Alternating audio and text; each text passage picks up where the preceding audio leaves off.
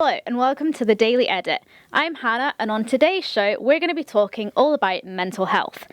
Today I am joined by a guest you may have already seen on the show as she joined me to talk about periods and sex.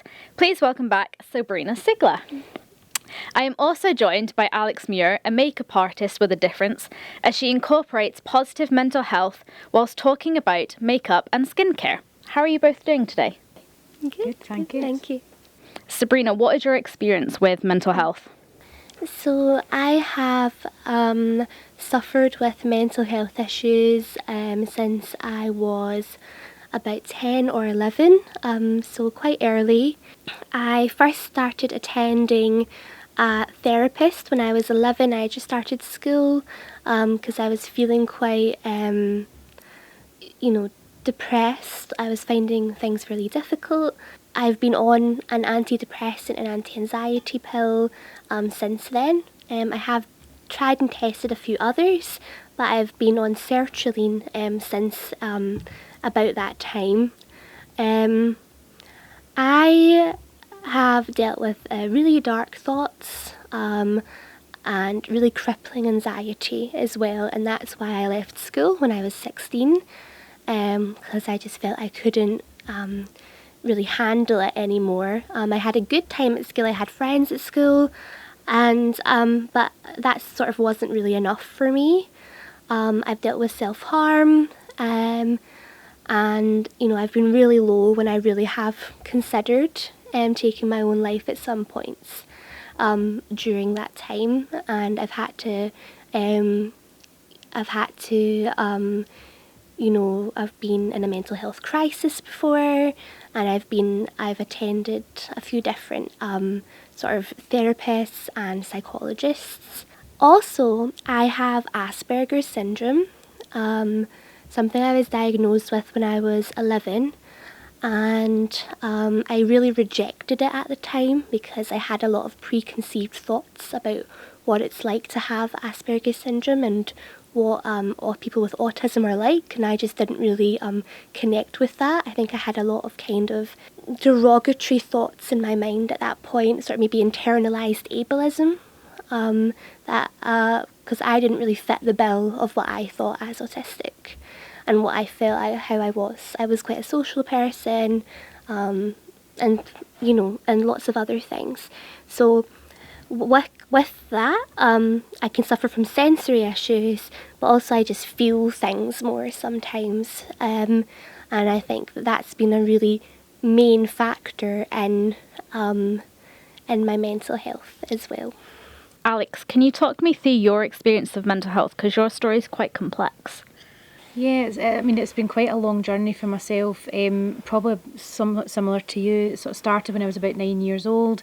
I was like really, up to that point I would say I was like very confident, sociable, like sort of felt a wee bit invincible is like the word I normally use. I just felt very confident, and then something just happened. I didn't want to go to school. I really struggled to get up in the morning. I sort of felt maybe it was like pre-puberty, and it sort of maybe was hormonal, and I was very emotional when I went to secondary school. I had like in first year I cried. I remember crying the whole of first year. And from there I sort of started to have panic attacks and extreme anxiety. I managed to stay in school, although it was very hard, but I had a lot of support from like learning support, and the school sort of had a schedule for me where I didn't necessarily have to go to class. I would come out and go to like the learning support area. It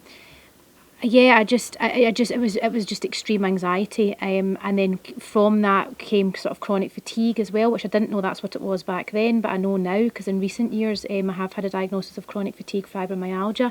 I think a lot of that's to do with long-term 20 odd years of dealing with panic. My body's just sort of fried itself really. A lot to do with self-esteem, a lot to do with I just didn't have any self-care. I sort of didn't really take care of myself. I didn't really feel like I fitted in with other people, although personality wise I'm bubbly and I like to have fun, I like to have a laugh, but just very extreme anxiety, going outside. I think a bit of agoraphobia as well. As soon as I would go out my house, like I just had my safe zones, always had to know where my safe zones were. I've just sort of felt for a very long time quite overwhelmed and it's really been a struggle, almost like what I've said in recent times, is I'm like an onion and I feel there's so many layers, and I'm like, right, let's just get the first layer. I've gone and seen homeopathic doctors, I've gone and seen people who have done like counselling, I've had CBT a few times, a very successful CBT. I've had compassion therapy focused, which was like an 18-week, 3 hours, 1 day a week, for 18 weeks, which was amazing. And that's what's kind of spurred me on to take some of that aspect of what I learned with that compassion therapy into my work. Because I think certainly just now, I think it's such a huge thing is appearance and just appearance and about how you feel about yourself and the self-care aspect of things. So that's sort of where I'm at with it just now. How did that like make you feel about yourself and your appearance? I think because I was overweight, and I felt my body didn't really represent who I was as a person. Like, no matter how healthy I would try and be, I was always struggling with that.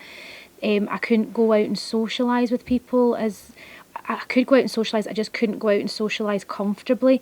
I would go on a night out, a couple of drinks, I'd start to feel terribly unwell. Like, I'd feel sick. I would know that get up in the morning, I'd feel quite comfortable perhaps.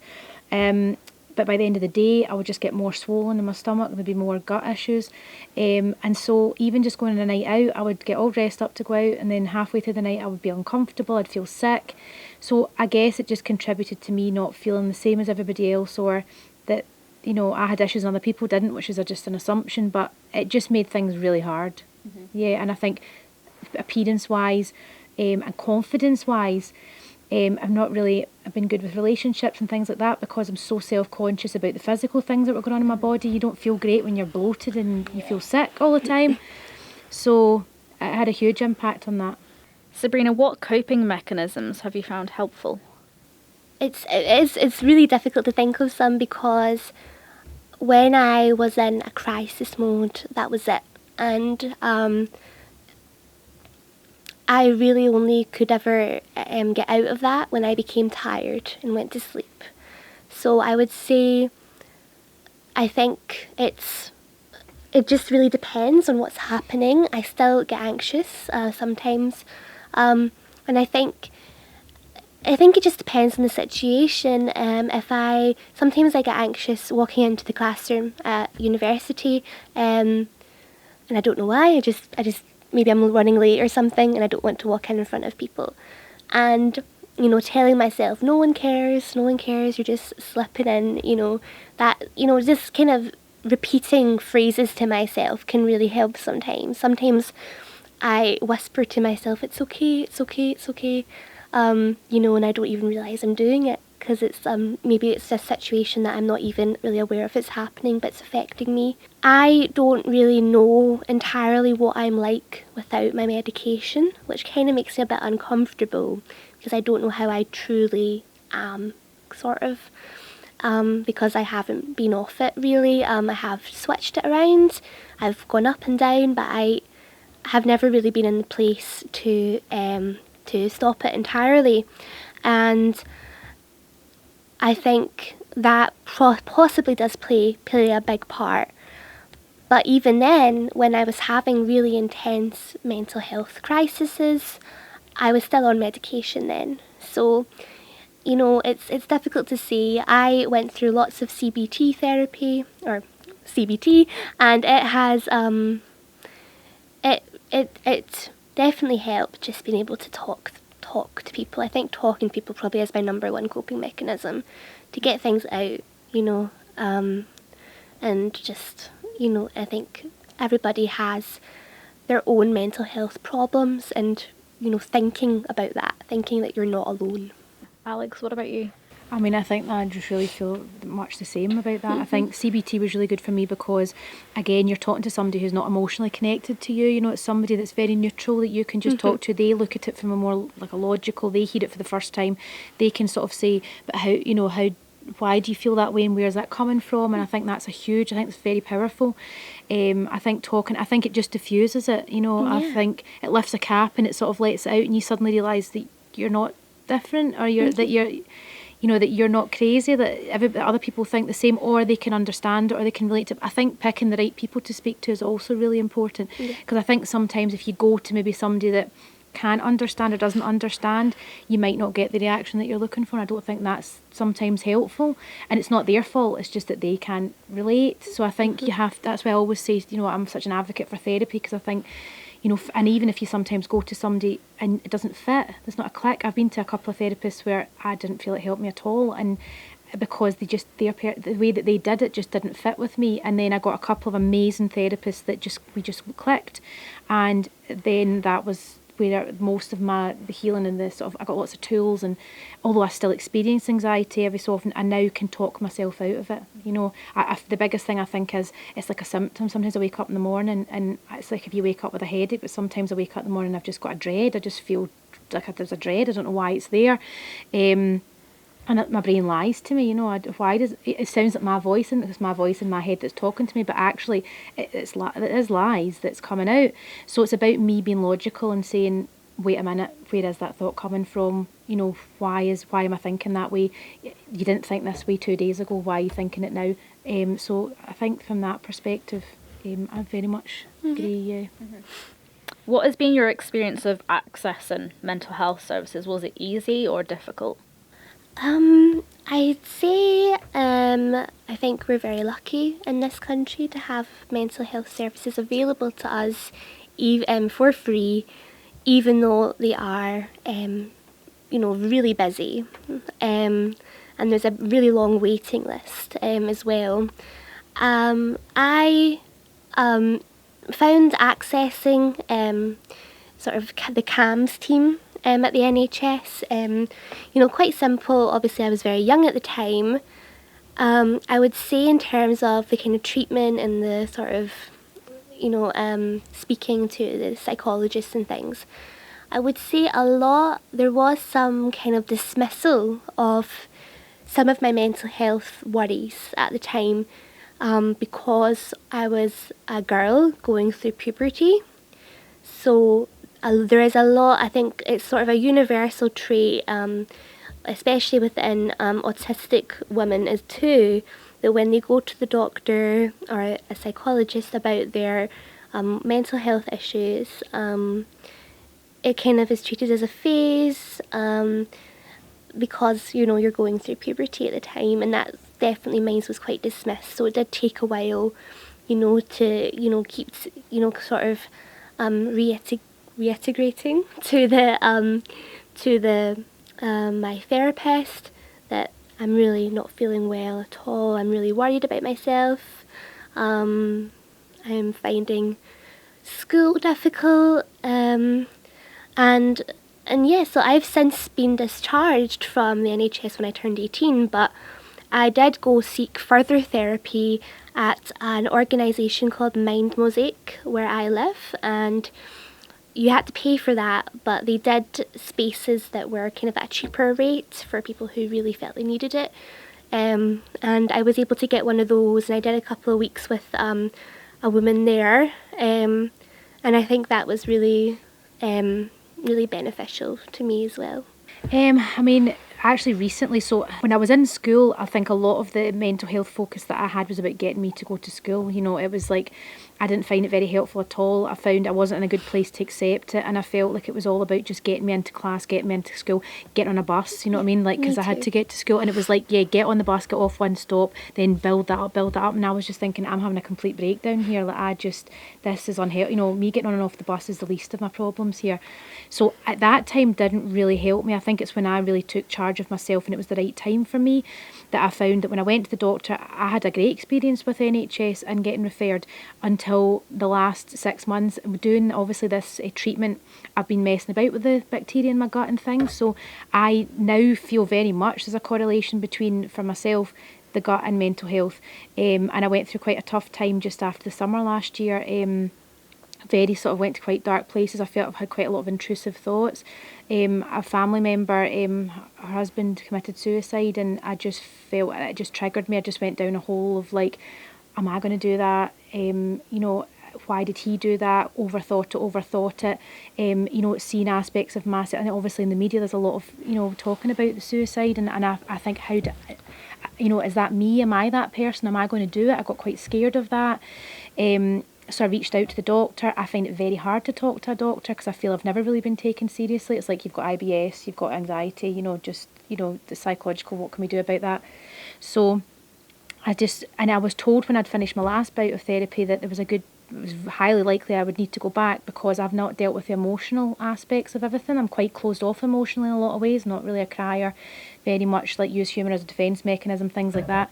So I went and asked to be referred.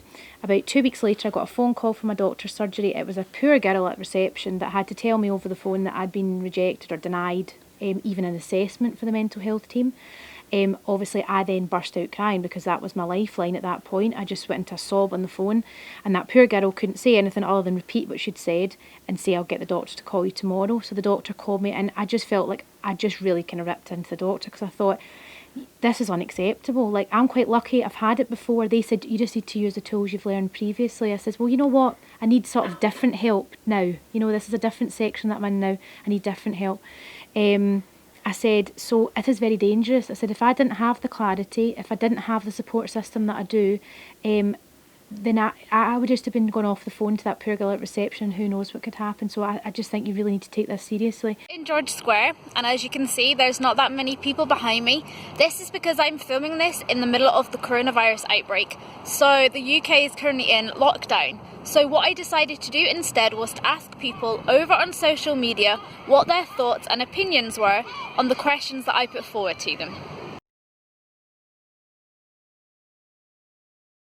I've only heard of this place called CAMS where I live in Motherwell, but I've never used it. I think it's just, it's like a therapy thing. I'm not really sure. If you're in college or something and you say to your lecturer, I'm not feeling great, I'm really stressed, they'll maybe point you towards the direction of the mental health services college has to offer. Rarely I have panic attacks and anxiety for different sorts of things, but I've never actually sought out help or resources to deal with this.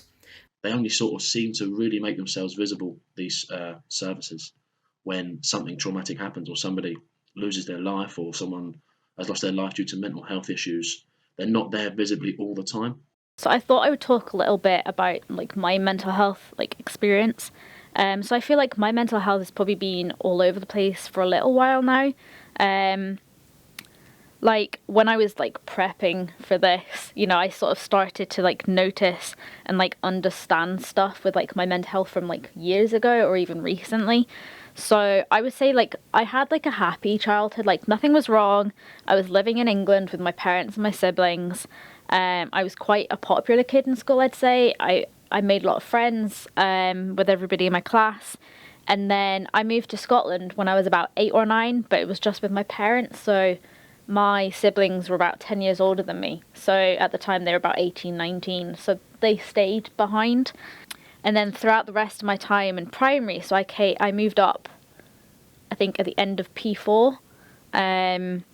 So through the rest of my time in primary school and then going through high school, I didn't really have that many friends. I was bullied quite a lot. The bullying obviously stopped after there was intervention from my parents and teachers after my parents saw how upsetting it was making me feel. I felt like I was worthless and I didn't really belong with everybody. And I didn't really know why people were bullying me. I didn't think I was that different. I don't know if it was because of how I looked or I wasn't like everybody else. I still don't know. And then I went out to Canada for 5 months as an au pair for family. And initially I thought I was just feeling a little bit homesick. It was my first time living away from home. And I, decided to move halfway around the world to Canada. It's about 8,000 miles away. So I thought initially it was just homesickness. And then within a couple of months, I noticed I'd lost about half a stone in weight. And I'd been struggling with my weight for a little while. I'd put on weight whilst I was on the contraceptive pill, and I'd been struggling to lose it. And I don't know if the weight was due to the homesickness or the fact that I had 3 kids to look after and I was running around them every single day. And then even the couple of months running up to me actually leaving, I felt were torture. So the mum of the family, we didn't seem to be getting along very well. She was fine to begin with, like she was really friendly and she'd try and get me involved in stuff and was trying to get me to like do different things with the kids. And then towards the end, it felt like when she was stressed about like work or, you know, or even angry at times, I felt like she sort of took that out on me a little bit. So that got me quite upset. There was days where I was crying in my room. I was messaging my poor mum, and obviously she could see how upset I was getting, so that made her get upset because I was upset, and she couldn't really do anything about it, being like 8 hours away on a flight. And I think the kids were quite stressful as well because they weren't super well behaved. They didn't really listen to me. So there was days when the family would go out for the day, like the mum would take the kids out just for her and the kids, and like I'd stay behind. And there was some days where I was just like, right, I can pack up my stuff, I can get like a family friend to like drop me at the airport, I can leave, I can get out of here. There was a few of those sort of days where I'm like, I just want to get out of here, I need to get out of here. And probably what didn't help was where their house was in the middle of nowhere. Like the nearest town was about 10 kilometers away, which was about 6 miles. So I was literally surrounded by farmland. So, you know, with all the stress that I was feeling, I think I was eating less. So I ended up losing about another half stone. So I'd lost a stone by the time I left. And I was only there for 5 months. So it wasn't really like a huge amount of time, but it wasn't super short either. So I feel like my mental health like took a massive impact when I was in Canada. And then I think I felt fine once I came back because I was back with family. I was back with like my normal routine. And like I just felt a lot better. And then sort of like every now and again, I'll just get like days where I just feel like really low and I have like no motivation to do anything. I'm just like really bored. I just want to like stay in bed and just chill. Like that's not really normally me. Like normally I'm like, oh, I'm going to go and do this and this and this. So just for me to just feel like my mood is just suddenly like really low, like I knew something wasn't right. And like, you know, I'd be getting stressed, be getting miserable. And, you know, I was working on a different project towards the end of last year and I wasn't really getting anywhere with that. There was no progress being made. There was no visible progress, even though I was trying and trying and trying. So I was having sleepless nights over it. It was making me miserable. I need to get this project away. Like I need to get rid of it. I need to find something else to do because it was just getting me upset. There was days where I was crying because I was just like, I can't fail this. I need this project because I need this to pass my course. So when it came to like projects, I tend to put like a lot of pressure on myself. I think because I was bullied and I feel like I was being made worthless, that I have to put so much pressure on myself. Everything has to be perfect. Like every little step of it, it has to be perfect. Every little detail has to like be perfect because otherwise I'm just going to be seen as a failure. Like that's what I've kind of been brought to know as I grew up, like throughout my childhood. So, you know, my mental health still affects me on like a daily basis and it's something I'm still kind of coming to terms with. I'm not receiving like any kind of treatment for it. I'm just like kind of getting through it. It doesn't affect me like a lot, but there's just days where, you know, I know it affects me and I get quite down about it. So I decided to ask the public how they cope with the pressures and stress of university and work. A lot of stress has come with the coronavirus outbreak, obviously, because a lot of people are now working from home if they're not a key worker. Colleges are closed. The way that I cope with that is I think I just have to force myself to do work, and I cope really well when I make checklists and I tick stuff off because then it's like I can see that I'm being productive. Really bad with coping with stress. I just kind of lock myself in the room and don't leave until it gets done. But I look to the future about things. I look in the long run what the successes are going to be for me when I finish something. So a lot of it is to do with sort of finding a balance. So I've got a routine where I'll have 2 hours of paperwork and assignments, and then I'll move just an hour or just under an hour of chill time, reading a book, playing a bit of PlayStation or something else other than work, just to give my brain a rest. So how has your mental health affected other things in your life, such as jobs, school, relationships? So I left school when I was 16, as I said. So that had a huge impact. I was kind of under the impression at that time that I couldn't progress in life without going to university straight after school. You know, staying in until 6th year, going to university, you know, that was sort of the way that all my friends were looking to do, and that was kind of the way that I was taught as well. And that was kind of what was really put on me. And I really struggled with attendance in school. A lot of the support I got from the school was about, as you said, getting me in rather than external issues that I was having. So I would say I've kind of lost my teenage years to my mental health. And I'm kind of trying to, or hoping to, get some of those back, you know, at this point, you know, as somebody who's 20. I think, you know, I did go to some parties in school. I kind of did live some of that, but I have lost quite a lot of, life events and kind of milestones that teenagers have. I would say I didn't have the best childhood that I would have wanted, even though my mum and I get on really well.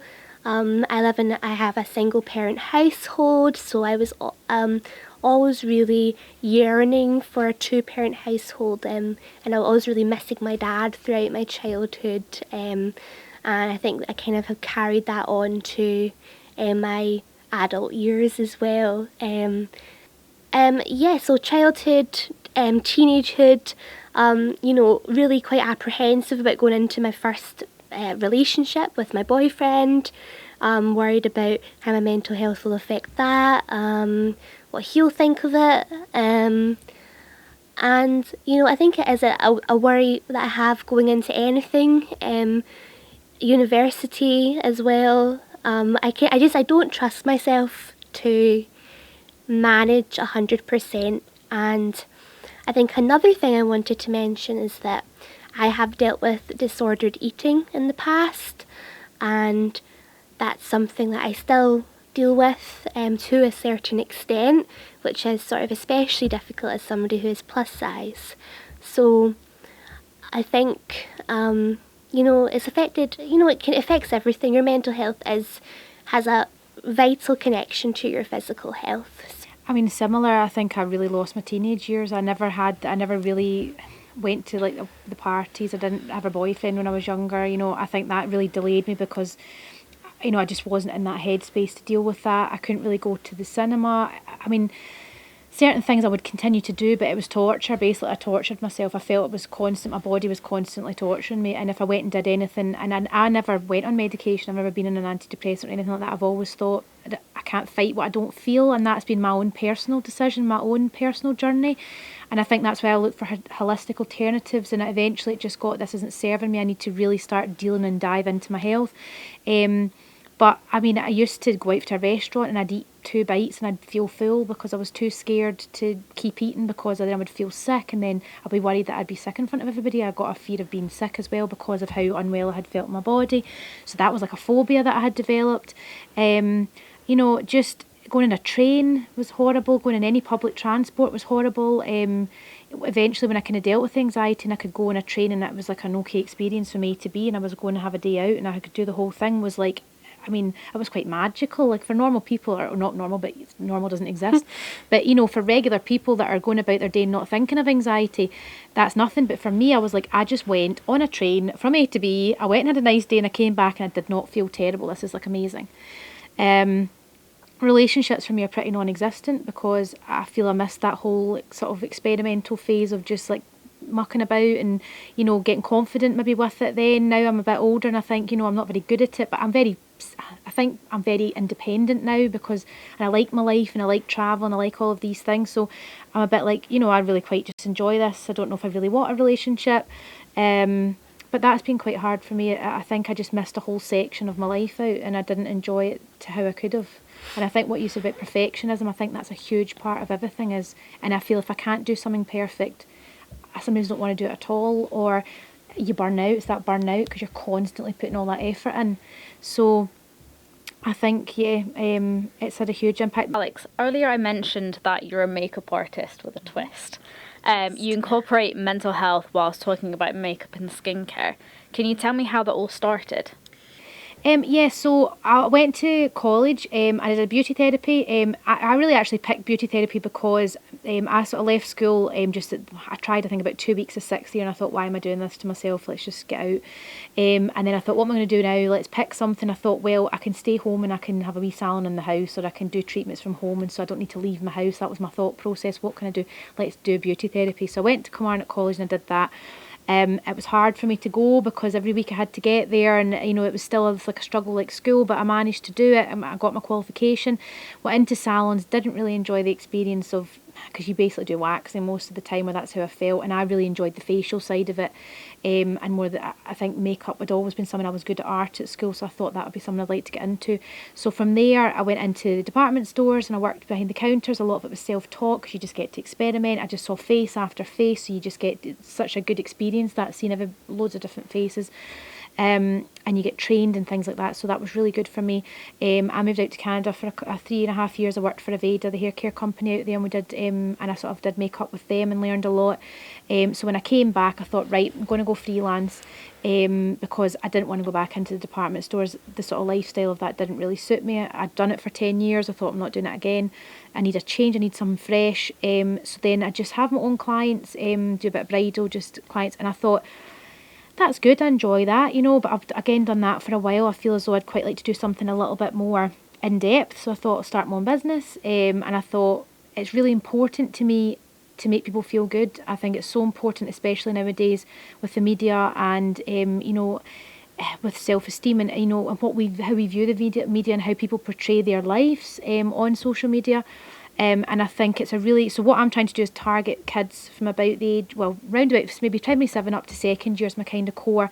And it's basically teaching them skincare and makeup skills, but whilst also talking about what is self-care, what is self-compassion, what do you like, what's a trend, where does a trend come from? That's somebody that creates that, because a brand will create it because they want to sell product. Why can't you start a trend? Maybe you like something and it's, maybe wacky or whatever, like go for it. Let's look into what you like, peer pressure. A lot of the kids now, maybe look very similar because they're following the same sort of influencers on social media. I think that it can be sometimes a bit like everybody looks very much the same, and kids feel they have to be the same as everybody else. Some kids come to my class and they might leave and they don't ever want to wear makeup, and that's absolutely fine. Like maybe they just prefer to take a bit of, good care of their skin. They want to do a bit of self-care. So it's about looking at who are you, what do you like, what's your personality. It's okay if you don't want to follow everybody else. I think, you have meltdowns when you're starting your own business as well, because you've got imposter syndrome and you think, why am I doing this? How am I able to do this?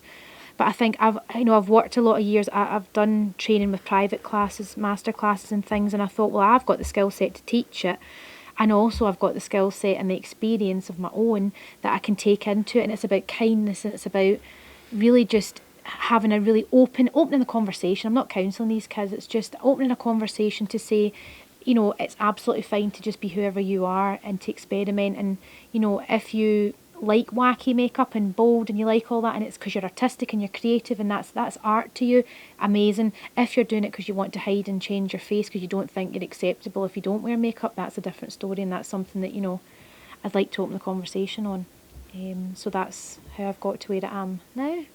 So before I wrap up and kind of go into some sort of ways that we can improve our mental health, is there anything else that you'd like to add?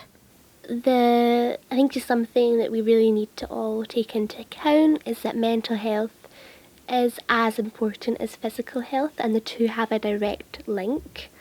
I suffer from some physical health issues as well, and I notice when I notice my mental health comes off of that as well. I think also when you mentioned about the media's role, the media has a huge responsibility, and I think as somebody who is studying to be a journalist, there is a huge ethical role that we play that is quite is not as understood as it should be. I think especially with social media as well, social media, body image, you know, I think there's a changing world now in terms of technology because of and how that affects mental health. I mean, I definitely, you know, think the same on that too. I think there's a huge responsibility. I think I've recently watched a documentary. It was about Jade and it was about her life and how she got from where she was as a child up until, you know, her death, obviously. And part of that was how the media, she played the media, you know, she was very crafty and she played it. And I think initially she thought she was in control with it, but by the end of it, really, she just thought, I need to keep going with this because I've just done it for so long, and she wanted to get as much money in the bank for her kids as possible. But I think it was about how the media, I was quite shocked, you know, some of them talking and some of those journalists that I felt like they didn't have a soul. See, when I was like listening to them talk, I was quite shocked. I thought, because they were all go with their storyline of what they thought was going to sell the papers, and then they flipped it because then they thought, wait a minute, we can actually get more, we can sell more papers, and we can do it if we then flip it and we're on our side, you know. And it was just how manipulative that was, and it was just how, you know, I understand that's their job, but there's a huge responsibility behind that. So I think the media, I think there's big changes happening, and I think obviously Caroline Flack, I think everybody, you know, a lot of her people are speaking out after that, and it's such a shame it's taken for what's happened to her, for it to be now a conversation, or for people to really go, you know, to go against it and say that we can't do this anymore. And I think obviously it's people like ourselves that are going to talk out about, you know, mental health, and I think there's nothing wrong, there's no shame in coming out and saying that you have a struggle, because we all have mental health, everybody on the planet has mental health. It's just about how that goes and whether it's serving us or whether, you know, we're having issues with it. So as I said, I was going to sort of wrap up the show just by sort of talking about easy ways that we can help our mental health on like a sort of daily basis. So the first one is actually really simple and really easy, and pretty much anybody can do it, and that's just go for a walk. Go for a walk, whether that's through your local park, through a forest, on the beach.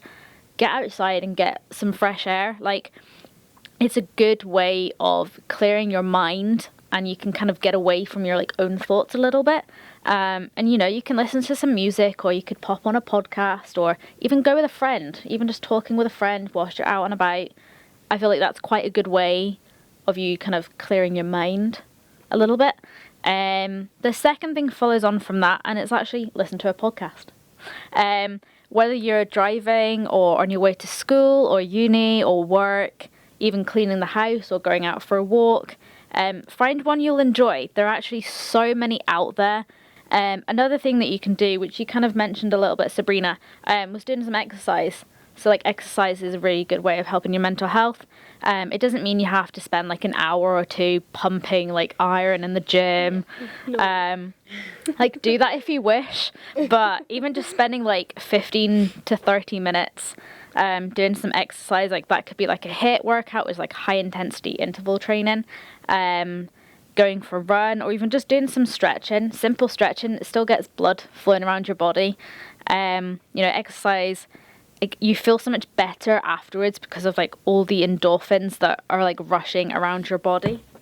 Another thing you could do is colouring. It sounds really, really childish, adults doing colouring, but it's a great thing to do, and there's so many adult colouring books out there now. And you can go be creative, like you can distract your mind with what you're colouring. I'm going to pick certain colours and do it that way. Like I've heard of some people who maybe, it might be with their kids, but they might do like a 3-colour challenge. So they'll grab 3 different colour pens and they'll do like a colouring, but they can only use the 3 pens to make it as creative as they like. Another thing that you can do, and it's actually one I do every week, and that is yoga. I'm quite thankful that the college has free yoga classes, so that's really like good encouragement to like get out there and do it. I find that not only does it get like my body moving, but it helps keep up like my flexibility, and there's also a little bit of meditation involved. So I usually do like vinyasa yoga, which is where you like flow, you kind of keep moving, you don't stay in like one position for too long. But I recently tried yin yoga, which is like the complete opposite, which is where you stay in yoga positions for maybe even up to 8 minutes. I think the yin's quite good as well because it opens up your hips, your pelvis and your chest. So actually to release emotions and things, it actually can be very good for that. So if you're not necessarily, I don't know if exercise isn't really your thing, it's quite a good one for finding a bit of relax, but at the same time sort of opening yourself up. It's very good too. Yeah. I love yoga. Yeah, Yeah, and I think because definitely. you can all levels can do it. Do you know what I mean? You Yeah. just do what you're capable of and you build it up. Like, I always find, like, you're in the same position for, like, a few minutes before you move on to the next. And, like, although, like, some of the positions in yin yoga were maybe a little bit uncomfortable, like, I noticed, like, some of my joints were like, what are you doing to me? This really hurts. But I actually found myself sort of, like, zoning out and relaxing. Another thing you can try is, like, meditation. So obviously you can regain control, like, over your mind. Whilst, like, helping you relax, you can try and get rid of some of the thoughts out of your brain. And there's so many meditation apps out there. You can just do them from the comfort of your own like home, in bed. If you have Spotify Premium, you can actually add the Headspace app onto your like premium. It's only a couple of pounds extra per month, but I think it's a really good thing. And actually, if you're a student who has student premium for students, you can actually add Headspace for no extra cost. I have Headspace and I use one of the sleepscapes. It's called, Rain Day Antiques. And it's just so calming to listen to. It's rain noises. I listen to it before bed. I'm kind of addicted to it. Like, I think if it was like on my Spotify songs, it'd be like my #1 song. Do you have any other methods that people can try to help with their mental health? I mean, I actually think one big thing is if you're not having a good day is when you need the self-care, you know, the most, and you actually maybe feel you can't get out of bed that day. But actually, even if you just... It's about being kind to yourself and saying, you know what, like, I might not be able to go out today and go and do this and some big thing and what you deem to be a big achievement for your day. But even if you just do something for yourself in that moment when you're not doing well and you just say, it's fine, I'm not having a good day. If I maybe have a shower, put fresh pyjamas on, get back into bed and put something on. I think that's huge, you know. I just think it's the wee tiny things. It's just that wee tiny step just makes you feel a bit better. And I think with it, when we're talking about social media before as well, I think, you know, you follow a lot of people on social media, but I think looking at who you follow and if that person serves you, you know, because I think if for me recently, I've started to unfollow quite a lot because I feel like that's triggering me, you know, like I'm looking at that person thinking I wish I had that life, or, you know, I'm really upset because, you know, my life doesn't look like that good. How are they having such a good time and I'm not? So I need to move, you know, that needs to move on. I need to then follow somebody that actually supports my mental health. So that, I think that's also a vital thing. Yeah, I feel like the same. I feel like I've kind of gone through some of my social media and I've unfollowed people, maybe not necessarily for like my mental health as such, but more because I can't relate to that person. Like, it could be like a big influencer who has a few million followers, but, you know, they're not me. I'm not them. Like, I'm never going to have their lifestyle. Like, yes, it might be cool to see what they get up to, but in reality, I'm never going to get that. So I'm like, why am I following them? Yeah. And I might not necessarily be enjoying the content that they're putting out either. Yeah, I agree with that. I mean, recently I'm following like Rosie Ramsey. I don't know if you follow Rosie Ramsey. I'm obsessed. I'm obsessed with both of them. Because she's real, she's funny, I just think she's brilliant in all ways. I just think she's the perfect role model. Stacey Solomon as well. I follow her as well. Like, I think that's where I need my, you know, Instagram and social media needs to go to that side of things. I need to stop following the ones that are not beneficial. Yeah. Both of them are, and their podcast is amazing. I just favourite, just laugh my head off. And it just makes you feel that you are not alone. You know, it just makes you feel that these are real, and this is real chat, and this is real conversation, and this is real scenarios. Or some of the things in the podcast you think, oh my goodness, like that blows your mind a little bit. So that's who I'm putting my focus on with social media now, is somebody like Rosie Ramsey. 100%. I was just thinking about all the people I need to unfollow. I really need to unfollow Bella Hadid. Yeah. She makes me want to not be happy anymore. I mean, even in business, I follow a few folk in business, and I just think that, and it's not their fault because that's what works for them, but I just think sometimes it's a bit fluffy, and I think I'm not really up for fluffy. I'd rather say I'm having a really rubbish day today, you know what I mean, but tomorrow's going to be good, or I'm going to do this, it's going to make me feel better, than kind of being all affirmations and all positive. I get it, but that doesn't really work for me. So it's even people in, you know, in circles that I'm with. Recently I've just thought, I completely respect what they're doing and it works for them, but I need to just pull back a wee bit from that and not compare myself and say, what am I doing and what's my story and where am I putting myself here? So, yeah. Perfect. That's actually all we have time for today. I have no other questions. I would like to thank my guests Sabrina and Alex for very kindly coming onto the show to talk about their mental health. Thank you guys for watching. I will leave links to the other episodes down below. I will also put up some information on how you can help or find help if you're struggling with your mental health. And I will also leave some of that information below too. Thanks again for watching, and I will see you soon. Bye!